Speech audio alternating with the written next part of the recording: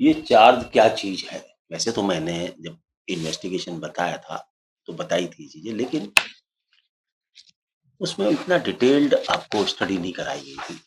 तो क्योंकि ये चीजें इंपॉर्टेंट है, अगर आप स्टूडेंट है तो एग्जामिनेशन पॉइंट ऑफ व्यू से, यदि मान लो आपकी सरकारी वकील की नौकरी लग जाती है, सर्विस लग जाती है, तो उस दौरान भी, और यदि आपकी ड्यूटी मजिस्ट्रेट लग जाते हैं, तब भी ये आपके लिए बहुत काम की चीज है। तो इसका समझना आपके लिए बहुत जरूरी है। बिना इसके समझे आपका काम नहीं चलेगा। तो सबसे पहले हम समझें कि चार्ज होता क्या है। ये ट्रायल का एक इंपॉर्टेंट पहलू है। ये ट्रायल का एक बहुत इंपॉर्टेंट पहलू है। इसके बिना ट्रायल नहीं स्टार्ट होता। अगर ये गलती से गलत लग गया तो सारी की सारा ट्रायल खराब हो जाएगा। तो चार्ज क्या लगे क्या ना लगे, ये एक इंपॉर्टेंट पहलू है। और चार्ज क्या वस्तु होती है और इसका उद्देश्य क्या है। जिस व्यक्ति ने जो अपराध किया है और उसका जो आरोप पत्र न्यायालय में दाखिल होता है, उस आरोप में कब की घटना है, क्या दिन है, क्या अपराध किया है, ये सारा का सारा बताया जाता है। और बताने के बाद मुलजिम से पूछा जाता है क्या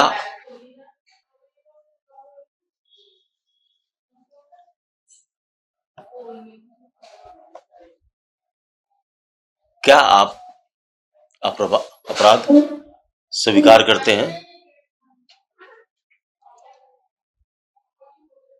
या आप स्वीकार नहीं करते। यदि आदमी अपराध स्वीकार कर लेता, आरोप में जब लगाया जाता है, ये प्रश्न किया जाता है उसे, क्या आप अपराध स्वीकार करते हैं? वो कहता है कि नहीं, मैं नहीं करता। तो ट्रायल स्टार्ट कर दिया जाता है और एविडेंस वगैरह लाई जाती है। अगर वो कह देता कि मैं स्वीकार करता हूं, तो उसे वहीं पर सजा दे दी जाती है। लेकिन जब वो कहता कि मैंने अपराध नहीं किया, उससे पहले एक चार्ज का परफॉर्मा बनाया जाता है। यदि सीआरपीसी को आप देखेंगे तो इस सीआरपीसी को जब पलटेंगे तो ये सीआरपीसी हमें आदत क्या है, पहले इसका नाम सीआरपीसी हुआ करता, ये है भारतीय नागरिक सुरक्षा संहिता, आज इसका नाम सुरक्षा है। तो इसके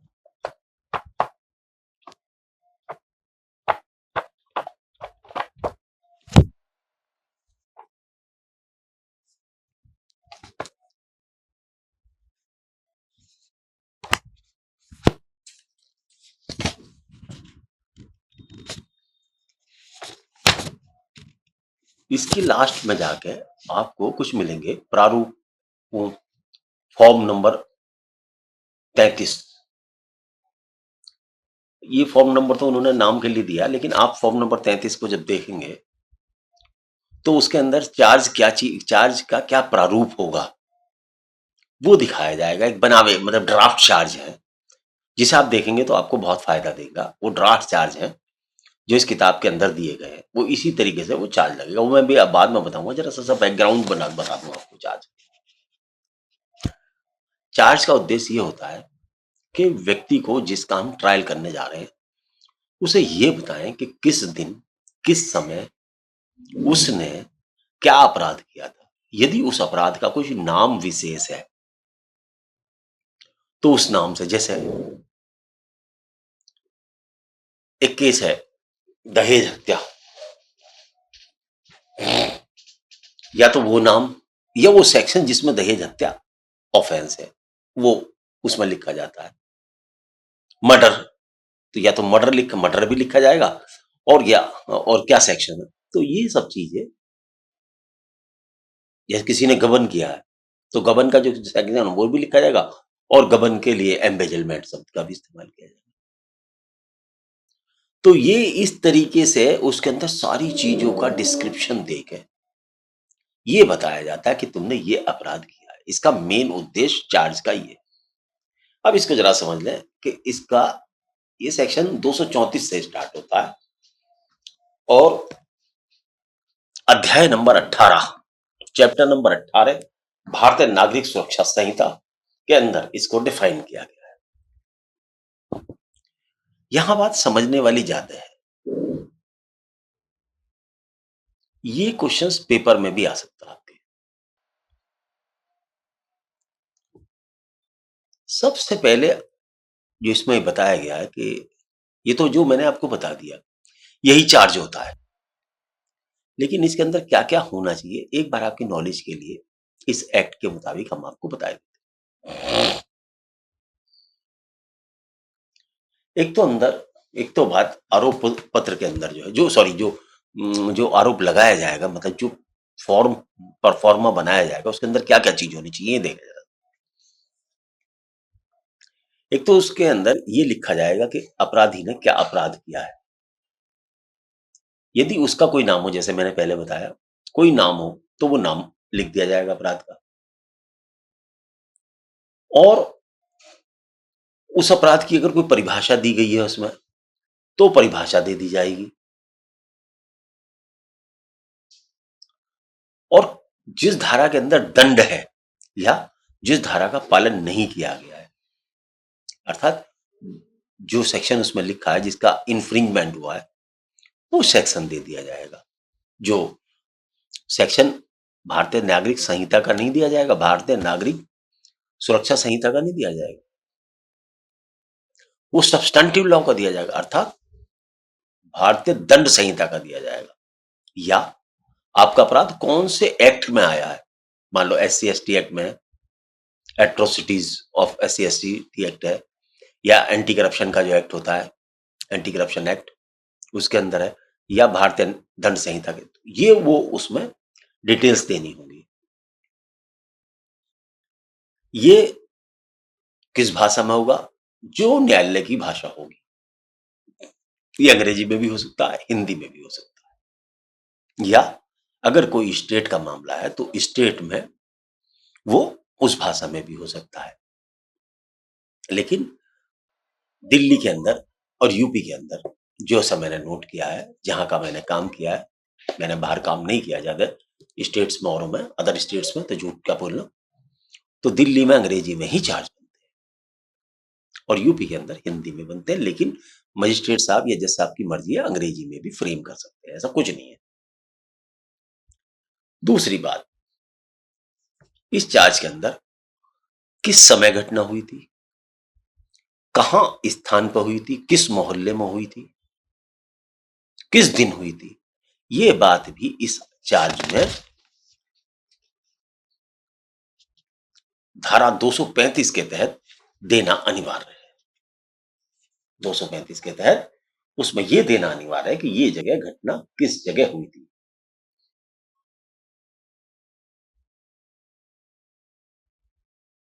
इसमें एक और बात है, अगर किसी आदमी ने मोटरसाइकिल चोरी करी है या कोई चोरी चोरी करी है, तो उस चीज का नाम भी दिया जाता है, you such and such date you have committed the theft of motorcycle. ऐसी चीज भी आप उसमें चार्ज में बता सकते हैं। मान लो किसी ने सोने के कंगन, तो सोने के कंगन की डिटेल दे सकते हैं। लेकिन यदि चीटिंग करी है, तो चीटिंग में वो अमाउंट लिख सकते हैं कि you have cheated such and such person from 50 lakh rupees, 15 lakh rupees, 20 lakh rupees, 1 crore rupees, 10 crore rupees, ये भी उसके अंदर आपको देना चाहिए चार्ज के अंदर। वैसे तो ये चार्ज बनाने की जिम्मेदारी सरकार जज साहब की होती है, मजिस्ट्रेट साहब की होती है, लेकिन कई बार वो कहते हैं कि वकील साहब आप ही बनवा के ले आओ, तो कई बार डिफेंस काउंसिल भी ले आते हैं, और नहीं तो सरकारी वकील तो बना ही देते हैं। तो ये आपके लिए स्टूडेंट हैं आप, तो हो सकता है ना जाने कहाँ जॉब लगे, या ना जाने क्या काम करना पड़े आपको लाइफ में, किस जगह आपको, तो वहां पर ये आपके बहुत काम आएगा। तो ये 235 में जो बातें बताई हैं, ये बातें इसमें लिखना बहुत जरूरी है। अब थोड़ा सा और आगे चलते हैं।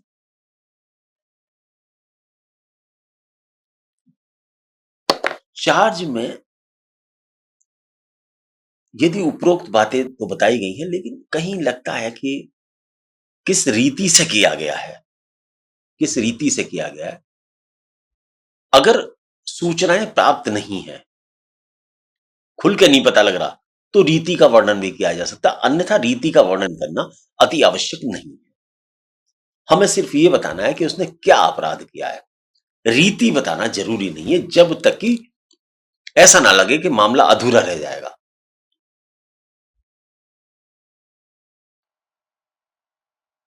जैसे कि चोर ने चोरी कैसे की और कत्ल कैसे किया, ये बताना आवश्यक नहीं होता है। जब तक कि बहुत अति आवश्यक ना प्रतीत होता हो, तब तक बताना आवश्यक नहीं है। तो ये सेक्शन यही बताता है कि भाई फालतू फन की बातें ना हो, भरी जाए इस चार्ज के अंदर। बहुत कंसाइज हो, बहुत छोटा हो, लिमिटेड हो और एक्सप्लेनेटरी हो, पर पता लग जाए उससे कि क्या न्यायालय कहना चाहता है आपसे। एक बात और, अगर मान लो चार्ज लगा दिया गया और ड्यूरिंग ट्रायल, लेकिन जजमेंट से पहले, उससे पहले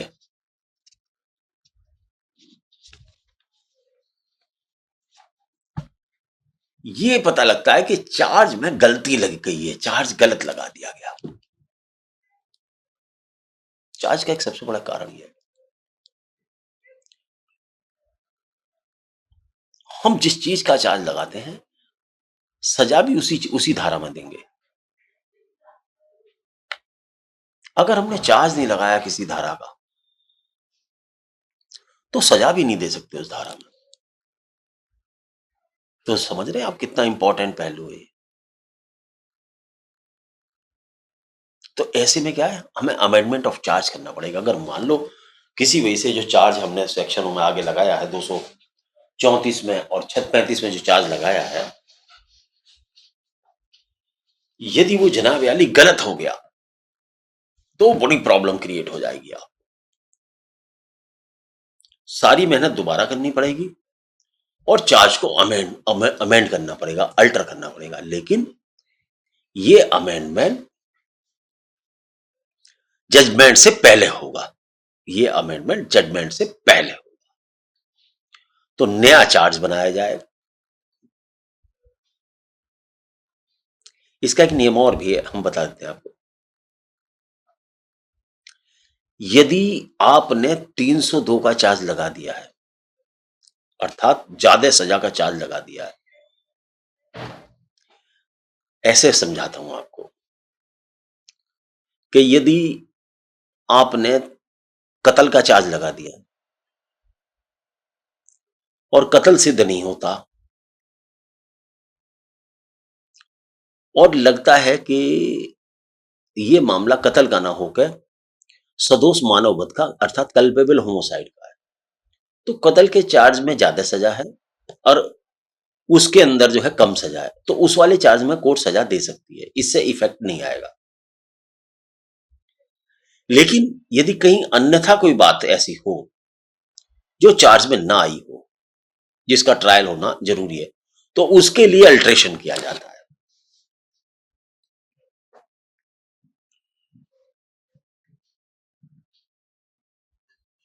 एक्सक्यूज मी।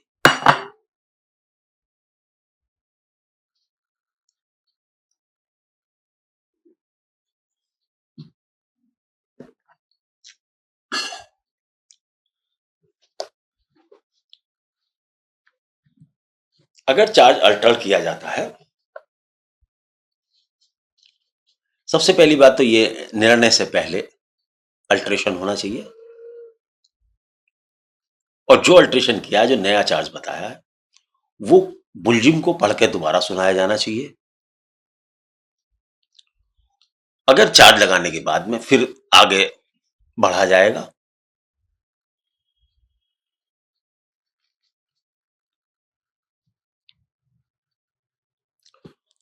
जब वो चार्ज लग जाएगा तो फिर दोबारा से ट्रायल का जो है आगाज होगा, ट्रायल दोबारा से चालू हो जाएगा। लेकिन जो नया चार्ज लगा है उसके अंदर यदि सरकारी परमिशन की जरूरत है, मान लो मुलजिम किसी विभाग से संबंधित है और उसमें बिना सैंक्शन के वो चार्ज लग नहीं सकता, तो पहले सैंक्शन के लिए प्रोसिक्यूशन से कहा जाएगा, वो शायद इंसान लाएगा, तब जाके वो चार्ज अमेंड होगा, अदरवाइज वो चार्ज नहीं लगाया जा सकता। या उसमें जब तक कॉग्निजेंस ही तब होगा जब सैंक्शन आ जाएगी, तो ऐसी परिस्थितियों में सैंक्शन पहले मंगानी पड़ेगी, तब ये चार्ज में अल्टरेशन।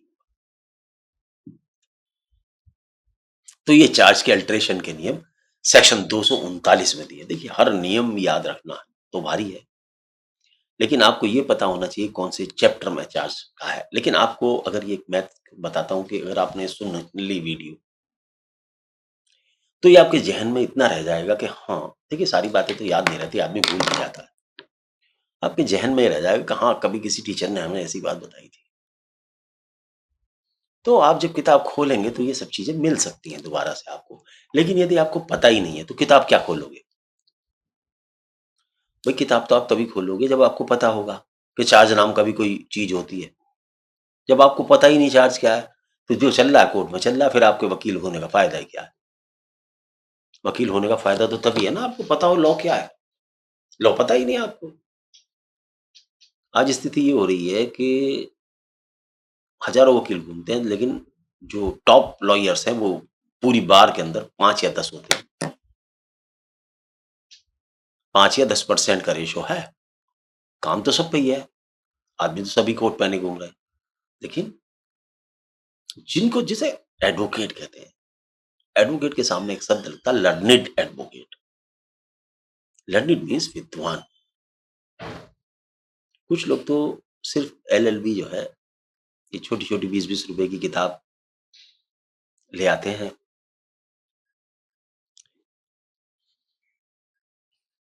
20 क्वेश्चन सीरीज और इन्हें पढ़ के अपने एलएलबी पास पूछ कर गया। देखिए, एलएलबी पास होना इतना इंपॉर्टेंट पहलू नहीं है। किसी की जान आपके हाथ में है, तो आपको जब काम करने जा रहे हो, तो उस सब्जेक्ट मैटर पे पूरा कमांड होना चाहिए। चलो खैर, हम उस बातों पर नहीं जाते, कौन क्या करता है, हमारा उद्देश्य नहीं है, क्यों हम टाइम खराब करें आपका। तो ये आरोप अल्टर करने के नियम थे। अब दूसरी बात ये, जब ये अल्टर कर दिए जाएंगे, तो ट्रायल को आप ये समझो फ्रेश तरीके से चालू हो गया दोबारा से। समस्त गवाह जो कोर्ट या वकील दोनों मिलकर ये तय करें कि कौन कौन से गवाहों की आवश्यकता है इस ट्रायल को, इसके आरोप को सिद्ध करने के लिए, तो उन उन गवाहों को अगर वो पहले भी एग्जामिन हो गए तो दोबारा बुलाना अनिवार्य होगा। दोबारा से गवाही कराई जाएगी और उसके ऊपर क्रॉस होगा, अर्थात मुलजिम को उसको अपनी प्रतिरक्षा, अपना डिफेंस करने का मौका दिया जाएगा। अगर ऐसा नहीं करते तो ट्रायल विशेष हो जाएगा, ट्रायल बेकार हो जाएगा और सजा जो ऊपर से दी है वो सब बेकार हो जाएगी। तो ये प्रोसीडिंग्स बड़ी इंपॉर्टेंट है। अब अमेंडमेंट ऑफ चार्ज के बाद में या अल्ट्रेशन ऑफ चार्ज के बाद में गवाहों को बुलाना, ये सारी की सारी प्रोसीडिंग्स ऑर्डर शीट में लिखी जाएंगी कि क्यों गवाह बुलाए जा रहे हैं, क्या जरूरत है। ये सारी की सारी बातें, इसका आरोप गवाह को तंग करने का नहीं होता है। अगर तंग करने के उद्देश्य से अल्ट्रेशन करा जा रहा तो गलत है। ये alteration in the interest of justice किया जाना चाहिए। तो ये अल्ट्रेशन इन द इंटरेस्ट, इस वर्ड को समझ लें, in the interest of justice. Interest of justice में बहुत सारे काम हो सकते हैं, लेकिन उसका उद्देश्य गवाहों को परेशान करना या ट्रायल में देरी करना नहीं होना चाहिए।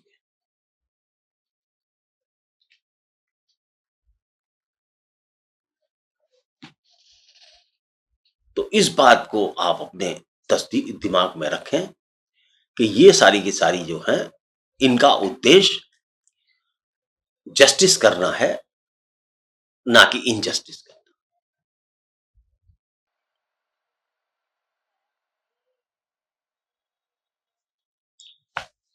ये सारे गवाह जज साहब की परमिशन से ही बुलाए जाएंगे।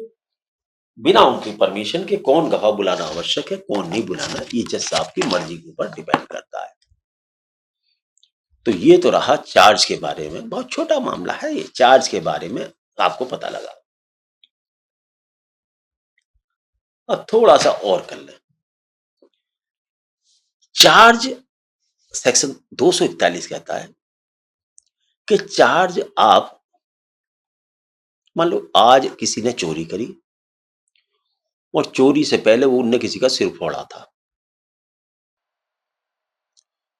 तो जो चोरी करी है उनने, तो चोरी का चार्ज तो लगेगा अलग, और सिर फोड़ा था तो वो कहीं कभी वो लगेगा अलग। ये नहीं कि आप एक ही चार्जशीट में ये सारी चीजें एकत्र कर दें, वो केस अलग चलेगा, उसका चार्ज अलग लगेगा, इसका चार्ज अलग लगेगा। तो सीधी सी बात है कि जो एक समव्यवहार, एक ट्रांजैक्शन में जो काम हुए होंगे उनका चार्ज एक जगह लगेगा। ये नहीं कि किसी और का केस का कभी और केस हुआ है उसका भी चार्ज लगा। तो 241 कहती है कि separate charge for distinct offence, separate charge for distinct offence. जिस चार्जशीट के अंदर जो चार्ज है वो ही लगेगा, ये नहीं कि दूसरे अपराध का चार्ज भी उसमें लगा दिया जाता। नंबर एक, ये बात भी समझ ले, ये आरोपों के ये एक चैप्टर है इसका, इसी का जॉइंडर ऑफ चार्जेस। आगे सुन ले। अगर किसी महीने में 242 सेक्शन इसका कहता है, यदि किसी व्यक्ति ने एक साल में एक ही किस्म के 5 अपराध किए हैं, मान लो 5 ही चोरी करी है उनने साल भर में, तो उनका ट्रायल एक साथ हो सकता है और उनका अपराध एक साथ लगाया जा सकता है। इसे मैं पढ़ देता हूं, इंपॉर्टेंट है।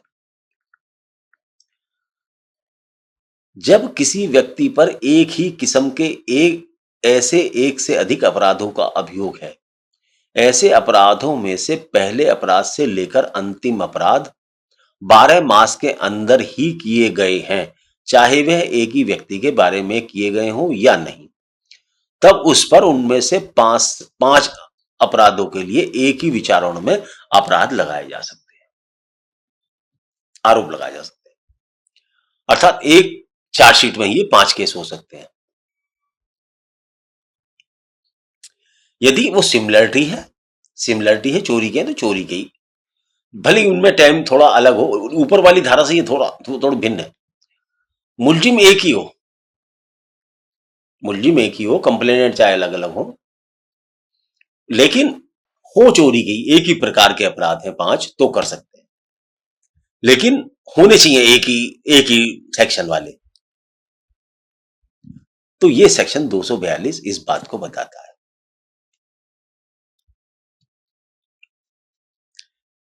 243 सेक्शन इसका अगर देखेंगे आप,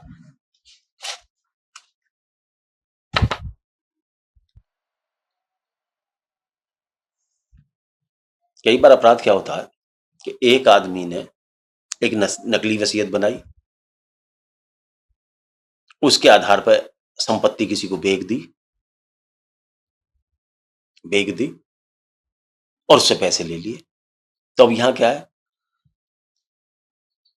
तो ये जो ट्रांजैक्शन है ये एक ही है, ये जो ट्रांजैक्शन है ये एक ही ट्रांजैक्शन है। तो ऐसे चार्जों को जॉइंट ट्रायल में लिया जा सकता है। जैसे पहले तो उसने कहा कि भाई मेरी जमीन है ये, आप मुझसे खरीद लो, तो ये तो चीटिंग हो गई, तो चीटिंग का सेक्शन लग जाएगा, चीटिंग का भी चार्ज लगेगा। और ये देखो इस वसीयत के आधार पर बेच रहा हूं, वो वसीयत क्योंकि नकली है तो नकली वसीयत का भी चार्ज लग जाएगा, और क्योंकि वो नकली वसीयत दिखाई गई है तो नकली वसीयत दिखाना भी ऑफेंस है, तो उसका भी चार्ज है। तो ऐसे में ये जॉइंट ट्रायल हो सकते हैं, और ये चार्ज अगर एक ही समव्यवहार के, एक ही ट्रांजैक्शन के हैं।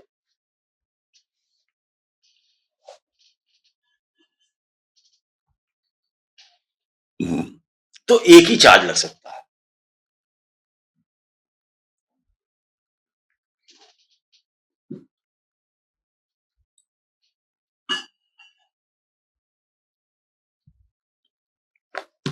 यदि एक ही अपराधों में, उसके क्रम में कई सारे एक्यूज हैं, जैसे एक आदमी ने कहा कि भाई इंडिया को बर्बाद करेंगे, या इंडिया में आतंकवाद फैलाएंगे। एक आदमी कहता है कि तू बारूद लाएगा, तू फलानी कंट्री से पैसा इकट्ठा करेगा, तू जाके ये पैसा लाएगा। तो उनमें से जो जो प्रत्येक एक्ट करता है वो सारे के सारे मुलजिम, क्योंकि उनका जो व्यवहार है वो एक है। तो ऐसे व्यक्तियों को एक ही जगह ट्रायल किया जा सकता है, एक ही मुकदमे में चार्ज लगाए जा सकते हैं। जैसे कोई आदमी लड़की को लेके भाग जाता है, किसी लड़की को लेके भाग जाता है और लेके भाग जाने में उसके साथ बलात्कार भी करता है, तो किडनैपिंग का चार्ज भी लगेगा उस पर, और जो उसने ये बलात्कार किया उसका चार्ज भी लगेगा। बाद में उस लड़की को फेंक देता है कहीं पे, तो ये भी उसी का ट्रांजैक्शन है, तो उसका भी चार्ज लगेगा। तो ये कहने का मारूजा ये है कि ये सारे के सारे चार्ज अगर एक ही ट्रांजैक्शन के हैं तो ये जॉइंडर भी हो सकते हैं, तो चार्ज कई बार एक साथ भी लगाए जा सकते हैं। अब मेरा उद्देश्य क्या है, आपको ये बताऊं कि चार्ज का प्रारूप क्या है, चार्ज क्या कैसे बनता है। अगर आप किताब लेकर बैठे हो, सुन रहे हो, तो अपना वो निकाल लो प्रारूप। इसके अंदर फॉर्म नंबर 33 है, उसका एक चार्ज का जरा मैं परफॉर्मा आपको अंग्रेजी में पढ़ता हूं। उसके पहले तो ऊपर लिख दिया जाएगा, चार्ज लिख दिया जाएगा, चार्ज लिख दिया जाएगा, और चार्ज लिखने के बाद में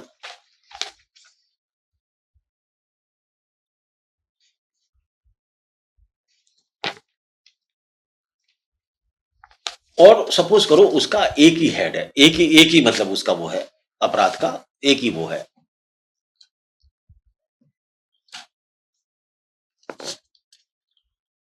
तो जरा सा समझने की कोशिश करो क्या है मामला। चार्ज का लगा दिया, सिंगल हेड है, I Vinod Kumar Sharma, magistrate first class. ये उदाहरण है उन्हीं में मजिस्ट्रेट, एक एग्जाम्पल दे रहा हूं आपको बताने के लिए। Judicial magistrate first class, hereby charge you, यहां नाम लिखो उसका। सपोज करो उसका नाम राजेश है या रमेश है, रमेश,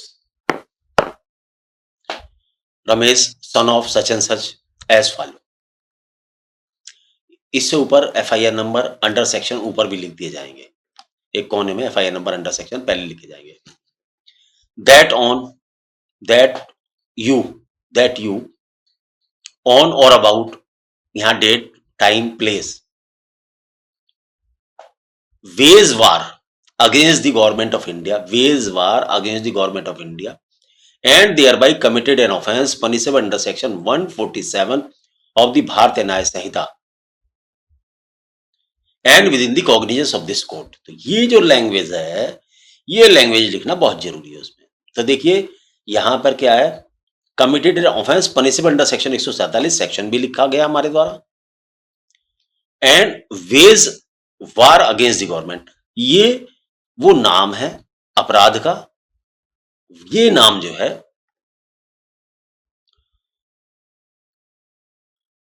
भारतीय दंड संहिता में दिया हुआ है, भारतीय न्याय संहिता में, भारतीय न्याय संहिता में ये दिया हुआ है।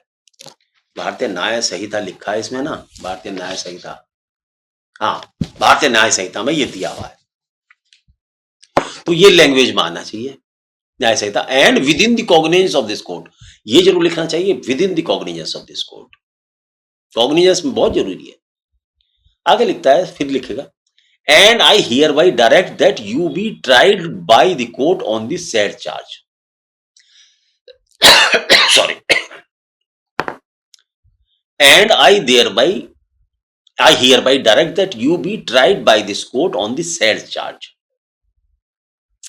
ये लिखा जाना जरूरी है। उसके बाद में एक कॉलम बनेगा जज साहब के दस्तखत का, वहां जज साहब अपने दस्तखत करेंगे, लेकिन उसके बाद एक शब्द आएगा, फिर ये जो इसमें लिखा हुआ नहीं है, किताब में लिखा हुआ नहीं है, लेकिन मैं बताता हूं, charge is read over and explained to the accused in Hindi और इंग्लिश जैसे भी, explain to the accused in his language and questions as under. Number 1, do you plead guilty or claim trial? वो उसका जवाब देगा आई plead guilty. अगर आई plead guilty दिया तो मामला खत्म, सजा तुरंत। वो कहता I plead not guilty and claim trial. उसका जवाब आता है I plead not guilty and claim trial. उसके बाद जज साहब के फिर सिग्नेचर होंगे और वहां पर मुलजिम के भी सिग्नेचर कराए जाएंगे, मुलजिम के भी सिग्नेचर कराए जाएंगे, तो मुलजिम से जाकर सिग्नेचर कर देगा। अब मैं जरा सा और एक और बता देता हूं आपको, जहां कई सारे अपराध किए जाते हैं उसका जॉइंडर चार्ज कैसे होता है। नाम वही, I Vinod Kumar Sharma, such and such, senior magistrate first class, district Meerut या डिस्ट्रिक्ट या दिल्ली MM, चार्ज यू नाम, name of accuse, son of name, that on or about date, time and place, at it, knowing a coin to be counterfeit, deliver the same to another persons by name AB as genuine and thereby committed offense punishable under section 179 of the Bharatiya Nyaya Samhita 2023 and within the cognizance of this cognizance of court of session। तो यहां एक head तो ये हो गया कि उसने नकली सिक्का चलाया था, तो सिक्का चलाने का चार्ज उस पर लग गया। किस किस को चलाया था, उनका नाम आ गया AB का। दूसरा ये सेकेंडली, अब ये ऐसे सेकेंडली में भी लगेगा, that you on such and such date इतना इतना knowing a coin to be counterfeit attempted to induce another person by name AB to receive it as genuine and thereby committed offence punishable under section 179 और the Bharatiya Nyaya Sanhita within the cognisance code, तो वो भी लग गया। लेकिन अगर मान लो इसको सपोज करो ऐसा नहीं होता, तो इस तरीके से भी चार्ज को एक्सप्लेन कर दिया जाएगा। इसमें थोड़ी सी करेक्शन है। अब मैं ये कहना चाहता हूं, जैसे मान लो सपोज करो किसी के ऊपर ये आरोप है कि उसने पहले इंड्यूसमेंट किया और फिर, और वो 2 जने हैं, तो चार्ज कैसे लगेगा। देखिए यहां चार्ज लगेगा, सबसे पहले चार्ज लिखा I Vinod Kumar Sharma such and such magistrate such and such class, hereby charge you, नाम आ जाएगा राजेश और रमेश हैं 2 व्यक्ति, राजेश और 2 व्यक्ति हैं, charge you as under that on such and such date and such place and such place you both in furtherance of common intention provoked or induced such person Ravinder Kumar to purchase a land and you thereby cheated amount 15 lakh rupees from him, you thereby committed offense punishable under section such and such, read with section 3-5, क्योंकि यहां 3 और 5 जो है वो common intention के लिए, तो वो भी उसमें लिख दिया जाएगा। तो ये जॉइंडर ऑफ चार्ज होता है। तो आज के लिए इतना ही, लंबा टॉपिक हो गया, ज्यादा ही। मैं सोच रहा था 25 मिनट में निपट जाएगा, ये लग गए 35। तो ठीक है, आज के लिए आपको इतना ही। नमस्कार, जय हिंद।